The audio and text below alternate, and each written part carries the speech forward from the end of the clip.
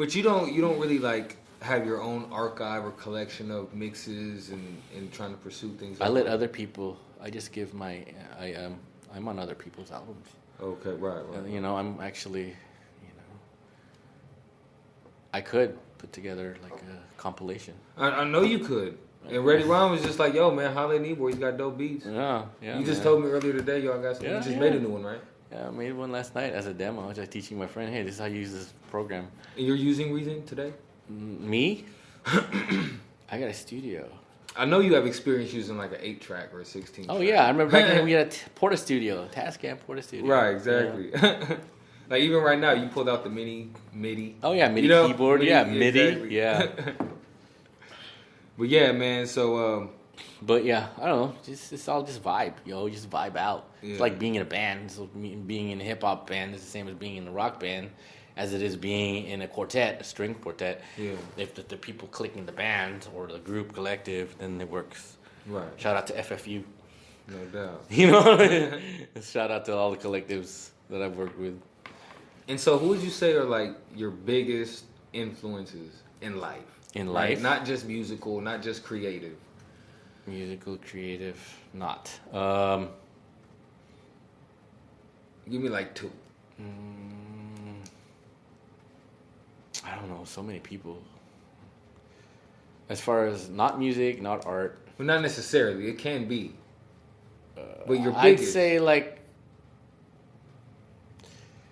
biggest. It's hard to say, man. Yeah, it is, huh? It's hard to say, but let's just say what got me out of my shell, I'd say, was I had a teacher in high school. His name was Wayne Au. He's now a dean at UW Basel. So him and this guy, my mentor, and this former high school instructor, Alonzo Ibarra. He's with 206 Zulu, and they said, this is hip hop culture. They said, we're going to select you to be a representative of Washington State, and we're going to send you to New York City. This is 99, right? We're going to send you. You're the guy. This is 99. You're going to go. You're going to represent hip-hop in Seattle. You're going to represent all this. You're going to represent Washington State Middle College Consortium. So I'm like, word? I get to go to New York City? Right. What? I get to see the Mecca of hip-hop? Right, and be a fucking ambassador for my shit. And it was my music and crew, right? But at the time, I wasn't doing so good in high school. I was like a badass kid in high school and middle school. Were you? Well, I don't know. It depends. Depends on who you ask. I can't. I'm not gonna tell all the stuff I did when I was young, but I can tell you I went to New York City. Right. That's what's up. I went to New York City. That had to be a big moment. Man, it was cool. I got to go to LaGuardia Community College, and it was like this big social justice thing. Yeah. Because I was heavy in, back in high school, I was heavy into that stuff, WTO protests, all that. So then, I was hired. They sent me because I guess I love music, right? I loved music, and I made beats. And I showed my teacher these beats that I made in acid. Yeah. In '98.